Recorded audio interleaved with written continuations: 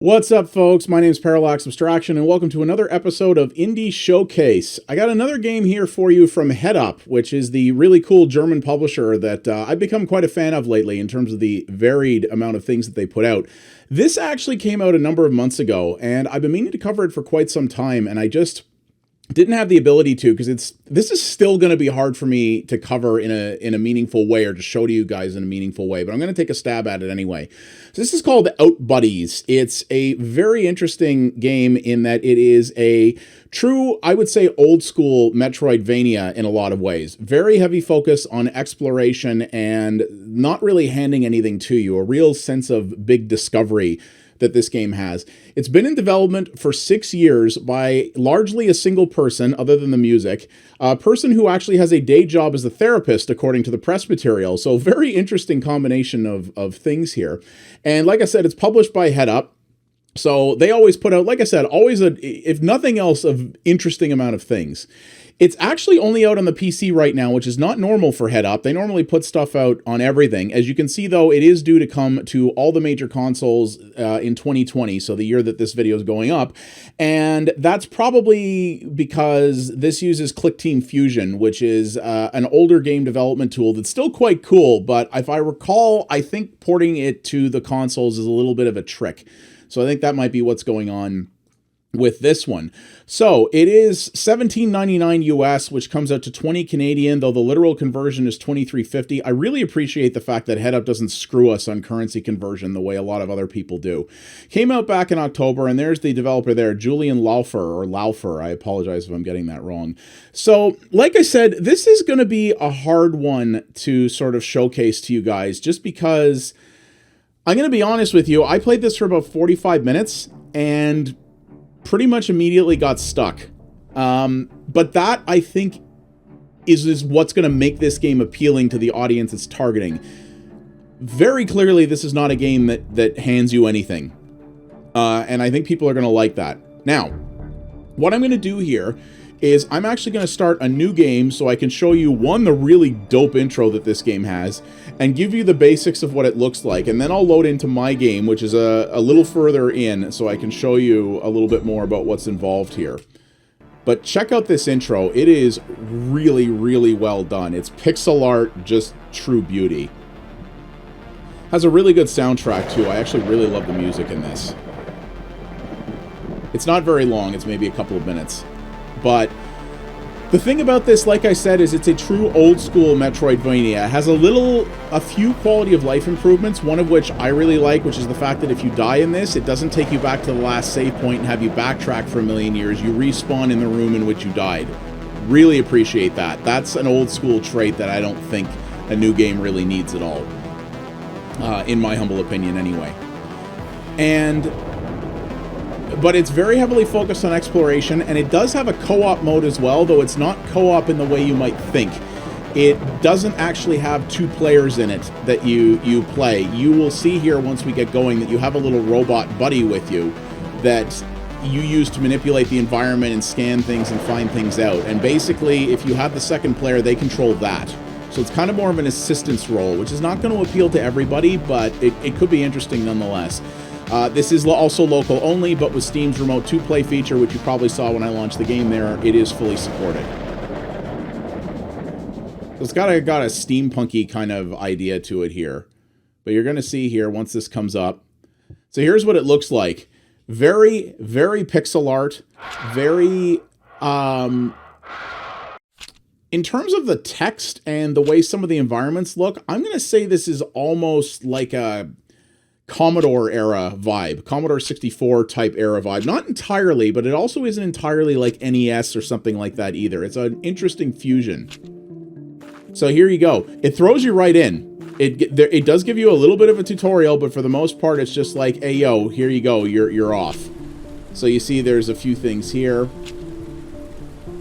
So the game has a few different mechanics to it. So we don't have a gun yet. You get a gun as part of the tutorial. But because you're in this sort of special spacesuit, you can swim around, you can do, you can go through different environments. There's no oxygen to worry about. You have this feature here, which is funny enough, called the steamroll, because again, this is kind of a steampunk type thing. And that actually gives you iframes, which is going to be very critical at certain situations. I am terrible at using iframes when they're made available to me in almost any game, hence why I'm bad at Dark Souls. But this allows you to dodge your way past enemies if you need to. You see there's a run mechanic. You can jump in 2 different ways depending on how long you hold the button. I am playing with a controller, though keyboard works fine as well. I just find the analog controls a little bit easier. You can also jump further by running before you jump as well. So see, far jump, you know, pretty simple, right? There's wall jumping, there's all kinds of other stuff like that. So you see here, so this is where it talks about the iframes, yoink. So you see I can roll past these, ain't no thing, right? Easy. So, but you can see I really love the visual style that the developer went for here. It's unusual. It's almost like a... Again, this is old school PC talk here, but it's like... It's almost like... it's not really CGA. I would say it's more of an EGA style palette, which is... which is an old school... So there's also a little bit of stealth in this. There can be. So you see here, you can't face the mongrel without a weapon. Stay down and try to sneak by. Don't move if they're very close and face you. So you can actually, there actually is a little bit of a stealth mechanic in this. Hang on, we got to get out of his line of sight here so he takes off. There we go.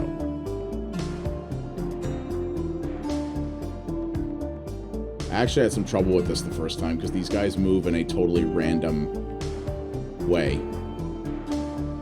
So you will get a gun in this fairly quick, and your gun is upgradable. In my main game, I only found 1 upgrade for it. But there are, I believe there's at least 3 or 4 available. Oh god, there's at least 3 or 4 available. Peace! And you can see here, oh look, different colored doors. Yep. You got that thing where progression is gated, you know, again, very Metroid-y. Progression is gated via the types of weapons that you have. This is all going to be familiar, but in a way that people are going to like. That's the staples of the genre, right?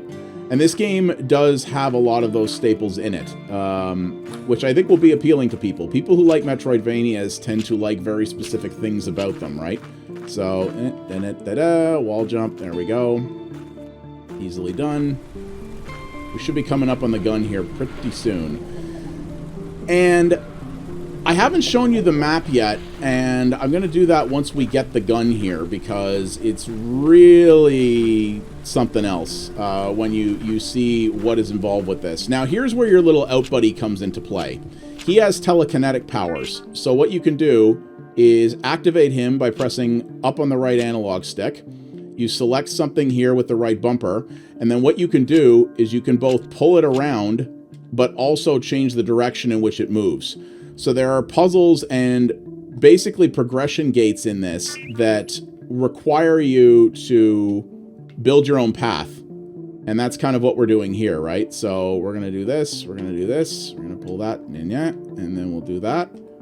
And there we go. Okay, so why can't I get him to... Can't get him. There we go. Couldn't get him to drop out there for a second. So, all right. So there's going to be bits where you have to do that. And here we go. We got the gun. The Seahorse Revolver. Ever-fusing core. You know, little pew-pew, right? Sort of how you start things off. But you do get upgrades for this later, as I said, some of which will be needed in order to progress through the game. And sometimes so this thing has endless energy, but you see I lost some health there before, so the enemies will occasionally drop health pickups, kind of like a, you know, again, Mega Man or Metroid style thing that you can pick up. Now I'm already maxed out on health, but it's still dropping them, and you see the blue doors I can pop because I now have the gun. You know, very straightforward in that regard, right? And that OUTBUDDIE thing that I've been showing you here is what you can control with a co-op partner. So the OUTBUDDIE can also do scanning. He can also, you know, scan through the environment and check different things out for you. There's a whole bunch of secrets in this game, a whole bunch of other things like that, and they can check. That's what this is here. So they can check that out. That's also this thing here that he's doing is also an ability to. So you see here, this is saying with symbols sort of that's an enemy. You can also sort of build up the telekinetic powers to throw objects like boulders and things like that, which sometimes you'll have to move from a fairly big distance. So we can go down here. And here we are. Right. So, and here's a save point. Now, this is, again, when you die in this, you're not restored to the last save point. So you can sort of take your time and not have to really worry about that. But the save point is where you save your progress to be able to, for example, leave the game, right? So if you want to quit the game, there we go, I got him. If you want to quit the game, then you gotta find one of those things, and they're not super common. You know, they're not super heavily spread out in the game, so you got to watch for that sometimes. You got to pay attention for those things and for the various upgrades that you're going to need. And as you're going through this, you have the objective of rescuing things and basically sort of piecing this together and figuring out this story that it wants to tell. And, well, I'm gonna show you guys this. Yeah, check this out. Each of these are rooms, like entire rooms. So, like this section that I'm in right now, see that? That's one of these squares. This is not a tiny game. Quickly beginning to see why this took the guys 6 years to make. Yeah, there's a lot of times in this, or a lot of places to go in this. And you see where it says rescued Wozen? I, in my main game, have not rescued any of those yet. I'm not actually sure what those are, but yeah, there's 80 of those to rescue. There's treasures to find. There's all kinds of upgrades to find. There's lots of secrets. So this is the gun here, and it shows the different upgrades that you can switch between. These are suit upgrades that you can acquire, and then, of course, there's co-op there, which you can activate. Local only, but again, Steam's remote multiplayer thing makes that possible. So here's what I'm going to do. I'm going to go back to the menu here and show you guys my actual game. Because this game is pixel art, as you can see, it's instantaneous to do basically anything. There's no loads in this for all intents and purposes. Now you're going to see here, I always hit the wrong button there. So I've discovered a fair bit more, but you can see there my playtime is only 50 minutes. And you might be asking, well, why did you play so little of this before you recorded it? Well, that's because, so you see there I've discovered 2 treasure, but no Wozen. And, well, the reason I did this is because, I'll be honest with you, I don't like getting lost in games. I don't like games that sort of throw you into a space with no direction at all, and then when you hit up against a wall, you're just kind of like, well, sucks to be you. You better keep just, you know, banging against every surface until you find a way out. But here's the thing. People who are really into Metroidvanias, that's what they like. They like the feeling of discovery. They like getting lost in the world. They like being able to just go around and search and explore and find secrets, and that incredible dopamine hit and feeling of satisfaction that you get from finding something after you've spent hours and hours and hours looking for it is what drives a lot of people in this genre. And I can respect that. It's probably just my ADHD brain and my overall lack of patience that is why I've had, you know, games of that nature don't tend to really grab me that much. But I totally understand and respect anyone who is into this kind of thing. And, oh, hey, brah. Oh, God. There we go.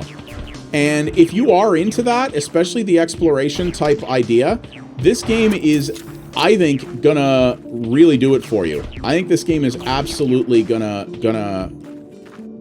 scratch the itch for you. So you see there's 2 different doors out here I could go through, but I can't because I don't have the appropriate gun type.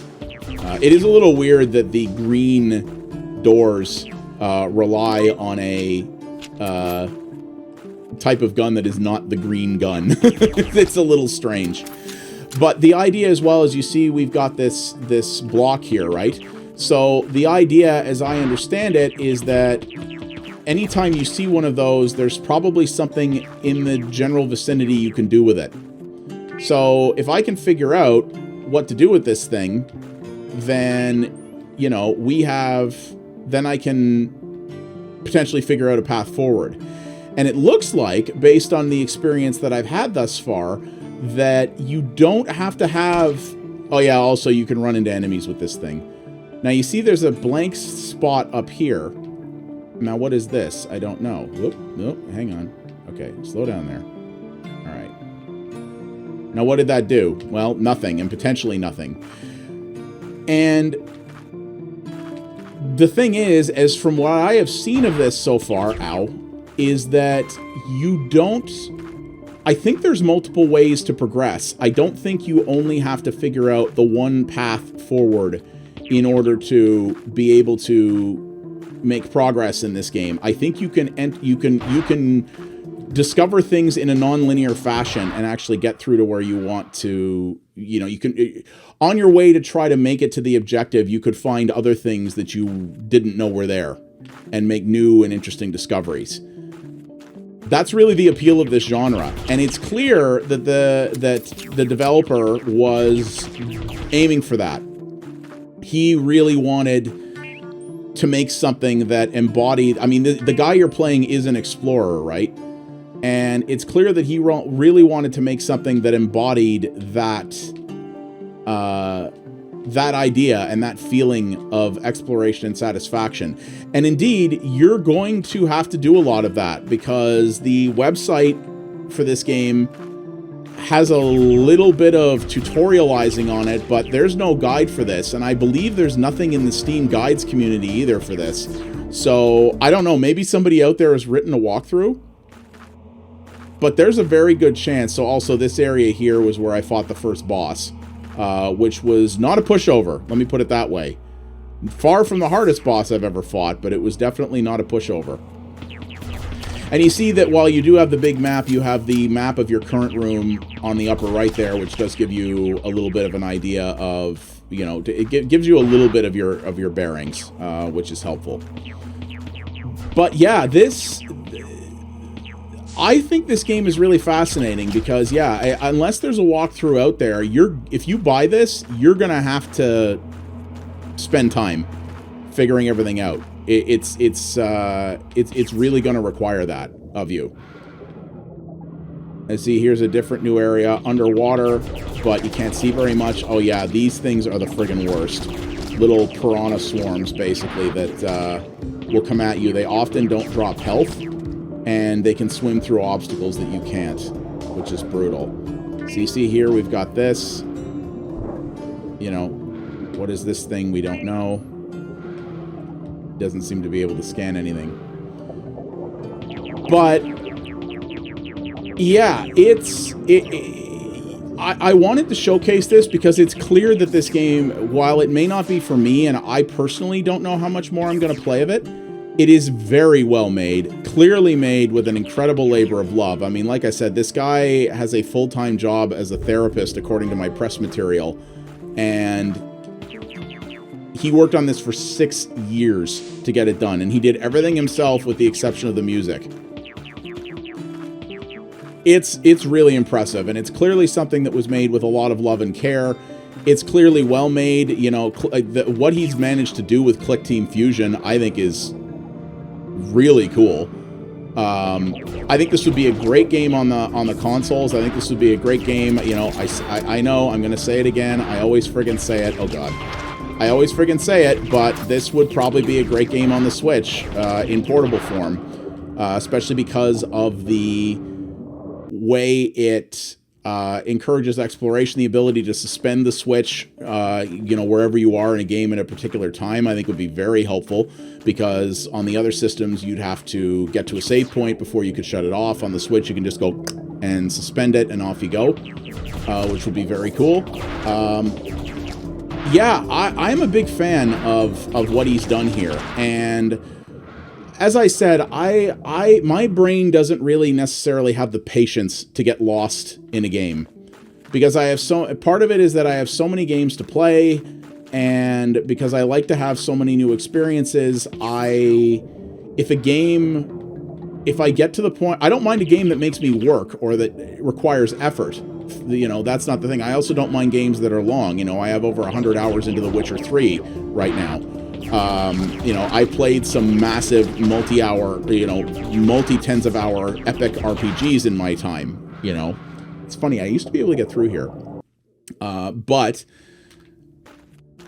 I get really frustrated really quick where I don't know where to go. And I'm seeing the same environments over and over again and experiencing the same challenges, and I'm like, oh. But I also know what an incredible feeling it is when you do get to that spot, and you know, where you finally find your way past the thing that was screwing with you, and you're like, oh man, yes, I've finally done it. And that's who this is going to appeal to, because it does that in spades, without a doubt. And if you're someone who likes that kind of exploration, this is going to do it. I think this is really going to do it for you. And I've seen very little of the story thus far, but oh my god, screw these fish!